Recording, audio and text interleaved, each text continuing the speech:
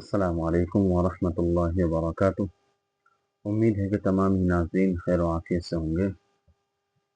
آج ہم آپ کی خدمت میں ایک ایسا مسئلہ لے کر حاضر ہوئے ہیں کہ جس کی سب کو ضرورت ہے اور لوگ اس کے اندر اختلاف میں پڑے ہوئے ہیں کہ یہ جائز ہے ناجائز ہے، یعنی اس کو ہاتھ لگانا جائز ہے ناجائز ہے۔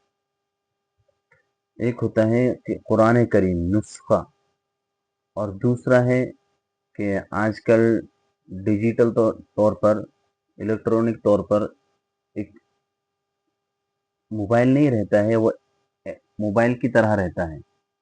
تو اگر اس پر قرآن کریم پڑھا جا رہا ہے اور پڑھتے وقت خود قرآن کریم کے اوراق بٹن دبانے سے بدلتے ہیں، اور اگر اس کے اندر تفسیر سننا چاہیں تو تفسیر بھی آتی ہے، ترجمہ ہے تو ترجمہ بھی چلتا ہے، تو اب اس کا مسئلہ یہ ہے کہ اس کو ہاتھ لگا سکتے ہیں یا نہیں لگا سکتے ہیں، اس کو ہاتھ لگا سکتے ہیں یا نہیں لگا سکتے ہیں۔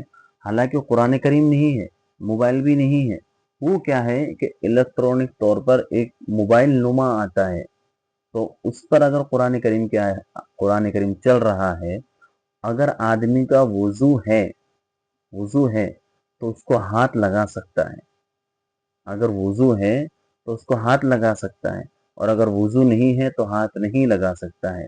ایسے ہی اگر اس کے اندر قرآن کریم جو تھا، اب وہ اسکرین پر ظاہر نہیں ہوتا ہے بلکہ اندر ہو گیا ہے، اب اس کے اندر تفاسیر یا ترجمہ وغیرہ چل رہا ہے، ریکارڈنگ چل رہی ہے، تو کہا ہے کہ اب وہ ٹیپ کے حکم میں آ گیا ہے۔ اب اس کے اندر آپ بغیر وضو کے سن بھی سکتے ہیں، اور جو ایپ ہے، جو موبائل نما ہے، اس کے اوپر آپ ہاتھ بھی رکھ سکتے ہیں، کوئی قباحت نہیں ہے۔ دوسرا مسئلہ یہ ہے کہ جس طریقے سے آج کل موبائل ہوتا ہے، موبائل کے اوپر اگر اسکرین کے اوپر قرآن کریم چل رہا ہے، قرآن کریم ہے، تو اس کے اوپر ہاتھ لگا سکتے ہیں یا نہیں لگا سکتے ہیں؟